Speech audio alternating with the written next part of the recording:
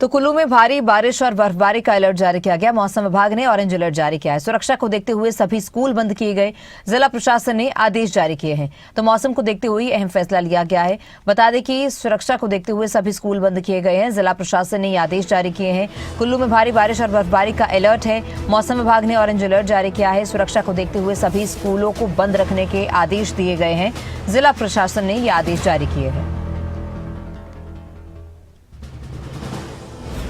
जिला प्रशासन की ओर से ये आदेश जारी किए गए हैं। सभी स्कूलों को अगले आदेश तक बंद रखने के निर्देश दिए गए हैं। बारिश और बर्फबारी को लेकर कुल्लू में अलर्ट है। मौसम विभाग ने ऑरेंज अलर्ट जारी किया है। लाहौल स्पीति में फिर मौसम बिगड़ गया है। घाटी में रात से भारी बर्फबारी जारी है। पूरे क्षेत्र में कड़ाके की ठंड पड़ रही है। तापमान में भारी गिरावट दर्ज की गई है। तापमान -20 से -25 डिग्री सेल्सियस रिकॉर्ड किया गया है। आगामी 4 दिनों तक मौसम खराब रहेगा। बीआरओ सड़कों से बर्फ हटाने में जुटी है। दारचा से शिंकुला सड़क मार्ग भी बंद हो गया। आगामी आदेश तक आवाजाही बंद है। पर्यटकों को सतर्क रहने की सलाह दी गई है।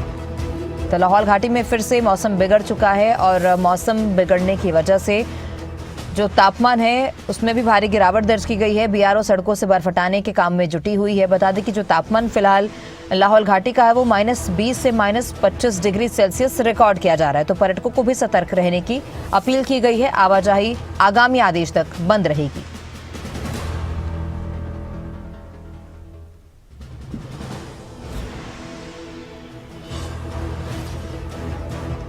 और इस समय ज्यादा जानकारी के लिए हमारे सहयोगी मनोज धीमान जुड़ चुके हैं। मनोज, हिमाचल प्रदेश में मौसम बार बार करवट ले रहा है। बारिश बर्फबारी का अलर्ट जारी किया गया है। कई जिलों में ऑरेंज अलर्ट है, कई जिलों में येलो अलर्ट है।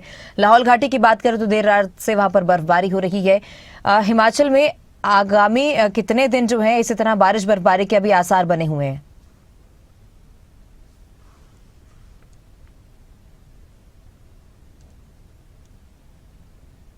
देखिए, हिमाचल प्रदेश में इन दिनों में जो मौसम है वो करवट बदलता हुआ नजर आया है। पहले जो है वो एक सूखा हर तरफ देखने को मिल रहा था, लेकिन पिछले 2 दिन से जो है मौसम खराब बना हुआ है। और 2 दिन पहले जो बारिश और बर्फबारी हुई है उससे कहीं ना कहीं जो है लोगों को राहत मिली है। लेकिन ऊंचाई वाले क्षेत्रों की बात करें तो ऊंचाई वाले क्षेत्रों में ज्यादा बर्फबारी हो चुकी है, जिससे कई रास्ते जो है बंद हो चुके हैं और लोगों को काफी परेशानी का सामना करना पड़ रहा है। लाहौल स्पीति में भी काफी ज्यादा बर्फबारी हुई है। उसके साथ शिमला, मनाली, कुल्लू और चंबा, धर्मशाला जैसे कई इलाके हैं जहां पर बर्फबारी देखने को मिली थी, जिससे सड़कें जो है बंद पड़ी हैं। चंबा में भी अच्छी खासी बर्फबारी देखने को मिली है और सड़कें वहां पर भी बंद पड़ी है, जिनमें सड़कों से बर्फ को हटाने का काम किया जा रहा है। तो ऐसे में मौसम विभाग ने अभी कुछ जिलों में ऑरेंज अलर्ट जारी किया है। ऊंचाई वाले क्षेत्रों में बर्फबारी की संभावनाएं जताई गई हैं, वहीं मैदानी इलाकों में बारिश की संभावनाएं जताई गई है। तो इनमें ऊंचाई वाले क्षेत्र जो है वहां पर आज भी मौसम खराब बना हुआ है और पहाड़ों पर जो है वो बर्फबारी का दौर जारी है। तो ऐसे में लगातार मौसम खराब होता हुआ नजर आ रहा है और कड़ाके की सर्दी भी यहाँ पर देखने को मिल रही है, यानी कि हो रहे हैं। तो आने वाले 2 से 3 दिन जो है इनमें मौसम और भी ज्यादा खराब रह सकता है। गणना बिल्कुल मनोज, ड्राई स्पेल से तो राहत जरूर मिली है किसानों को, बागवानों को, लेकिन जो पर्यटक यहाँ पर बर्फबारी देखने के लिए पहुंचे थे और जो स्थानीय लोग भी हैं उनके लिए भी अब कहीं ना कहीं मुसीबत खड़ी होती हुई नजर आ रही है, क्योंकि पेयजल का जो संकट है वो बर्फबारी के बाद गहरा जाता है, पानी जम जाता है और इसके साथ ही रास्ते बंद हो जाते हैं तो आने जाने में भी दिक्कत होती है। इस समय हिमाचल प्रदेश में जानकारी हमारे पास ये है कि 1200 के आसपास सड़कें बंद हैं। क्या अपडेट है कि कब तक ये सड़कें बहाल होंगी ताकि यात्रियों को भी आसानी हो सके आने जाने में?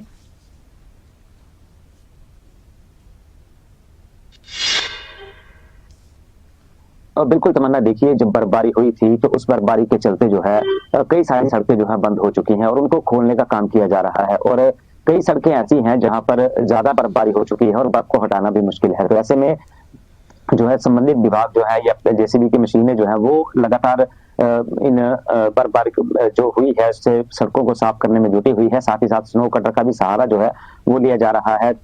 ऐसे में अगर बात करें हम ऊंचाई वाले क्षेत्रों की, ऊंचाई वाले क्षेत्रों में बर्फबारी ज्यादा हो चुकी है और जिसको बर्फ को हटाने में जो है वो विभाग जुटा भी हुआ है और कई सारे पर्यटक जो है वो अपने गंतव्य तक नहीं पहुंच पा रहे हैं और बीच रास्ते में ही वो फंस चुके हैं। तो ऐसे में पर्यटकों से जो है लगातार प्रशासन ने अपील की है कि वो ज्यादा बर्फबारी होने के चलते जो है जहां है वहीं ठहर जाए, इससे आगे ना जाए। तो ऐसे में अभी और मौसम खराब रहने वाला है और भी ज्यादा मौसम खराब हो रहा है। आज भी मौसम जो है पूरा खराब बना हुआ है, आसमान काले बादलों से घिरा हुआ है और बारिश की पूरी संभावनाएं बनी हुई है। तो ऊंचाई वाले क्षेत्रों में जाहिर सी बात है कि जब निचले क्षेत्र में मौसम खराब होता है तो ऊंचाई वाले क्षेत्रों में बर्फबारी शुरू हो जाती है। तो ऐसे में सब लोगों से अपील भी की गई है कि ज्यादा बर्फबारी होने के कारण जो है वो ऊंचाई वाले क्षेत्रों में ना जाएं। और दूसरी तरफ अगर देखा जाए तो ये बर्फबारी जो है कहीं ना कहीं परेशानी भी पैदा कर रही है। रास्ते बंद है तो कहीं पीने के पानी की सप्लाई जो है वो अवरुद्ध हो चुकी है, बिजली भी कहीं क्षेत्रों में जो है वो बाधित हो रही है। तो आने वाले दिनों में और भी मौसम खराब रहने वाला है। ऊंचाई वाले क्षेत्रों में बर्फबारी और बारिश की चेतावनी जारी की गई है। तो ऐसे में और भी ज्यादा परेशानी जो है बढ़ सकती है। तो ऐसे में लोग जो हैं वो जो पर्यटक हैं बाहर से आने वाले वो ऊंचाई वाले क्षेत्रों का रुख ना करें। हालांकि जब तक बर्फबारी जो है वो थम नहीं जाती या रास्ते खुल नहीं जाते तब तक जो है वो ऊंचाई वाले क्षेत्रों में जाने से परहेज करें। मनोज, बिल्कुल, क्योंकि बर्फबारी काफी ज्यादा हुई है। पालमपुर में भी कई सालों के बाद बर्फबारी इस बारी देखने को मिली है। पर्यटकों के चेहरे तो खिले ही हैं, लेकिन कुछ वीडियोस भी इस तरह के सामने आई थी कि फिसलन वहां पर बहुत ज्यादा बढ़ गई है, गाड़ियां भी जो है फिसल रही हैं। उन वीडियोस की हकीकत क्या है और उनके लिए क्या इंतजाम किए गए? क्योंकि बर्फ पड़ने के बाद बर्फ जब जम जाती है तो वाहनों का गुजरना उस पर से बहुत मुश्किल हो जाता है।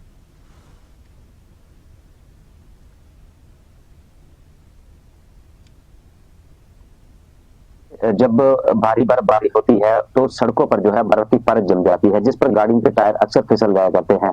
तो ऐसे में जो वाहन चालक जबरदस्ती वाहनों को बर्फ पर चलाने की कोशिश करते हैं तो उनके वाहन जो है वो फिसल जाते हैं। हालांकि बर्फ पर जो है वो 4x4 व्हीकल ही जो अलाउ किए जाते हैं, वही व्हीकल जो है वो बर्फ के ऊपर चल सकते हैं। लेकिन जो आम छोटी गाड़ियां हैं या बाहर से आने वाले पर्यटक हैं वो अपनी साधारण गाड़ी को भी बर्फ पर चलाने का प्रयास करते हैं या जबरन जाने की कोशिश करते हैं तो उनकी गाड़ियां जो है फिसलती हैं और एक दूसरे से टकरा जाती हैं। ऐसे में कई बार दुर्घटनाएं भी यहाँ पर देखने को मिली हैं और कुछ तस्वीरें भी जो निकल करके सामने आई थी वो पर्यटकों की गाड़ियां जो फिसल रही थी या एक दूसरे से टकरा रही थी। तो वो यही कारण रहता है कि जबरदस्ती जो बर्फ पर जाने का प्रयास करते हैं तो वो दुर्घटना का कारण बनते हैं। तो ऐसे में इन लोगों को रोका भी जाता है, लेकिन जबरन कुछ पर्यटक जो है वो नहीं मानते हैं तो वो दुर्घटनाओं को अंजाम देते हैं। तो फिलहाल इन पर्यटकों से यही अपील रहती है कि अगर बर्फ में गाड़ी नहीं चला सकते या नहीं जा सकती है तो उस गाड़ी को सुरक्षित स्थान पर खड़ा करें और वहां से आगे ना जाए। क्योंकि देखिए अपनी जान को तो जोखिम में वो डालते ही है, बाद में अगर कोई बड़ा हादसा हो जाता है तो इसमें विभाग और संबंधित प्रशासन को भी जो है वो कड़ी मशक्कत करनी पड़ती है। तो पर्यटकों से भी अपील जो है जिला प्रशासन लगातार करता रहता है या पूरे राज्य में ये बात कही जाती है कि पर्यटक जो है वो अपने वाहनों को बर्फीले रास्तों में ना लेकर के जाएं। वहां पर जो है वो सुविधा जो 4x4 व्हीकल की होती है उसका प्रयोग करें। लेकिन कुछ लोग जो नहीं मानते हैं तो उनके लिए भी एडवाइजरी जारी की गई है। तो कहीं ना कहीं पर्यटकों को भी सहयोग करना चाहिए ताकि इस तरह की दुर्घटनाएं ना हो और सही सुरक्षित जो है वो यहाँ पर आए। क्योंकि देखिए पर्यटकों के सहारे हिमाचल चलता है और पर्यटन सीजन भी इस बार काफी ज्यादा जो है प्रभावित हुआ था। अब जाकर के बर्फबारी हुई है तो पर्यटन सीजन को कहीं ना कहीं थोड़ा सा बल मिला है। तो ऐसे में पर्यटकों की सुरक्षा जो है वो सरकार की जिम्मेदारी बनती है। तो ऐसे में सरकार की तरफ से जो आदेश जारी किए जाते हैं उनका पालन जो है वो पर्यटकों को करना चाहिए। तमन्ना, बहुत शुक्रिया मनोज जानकारी के लिए।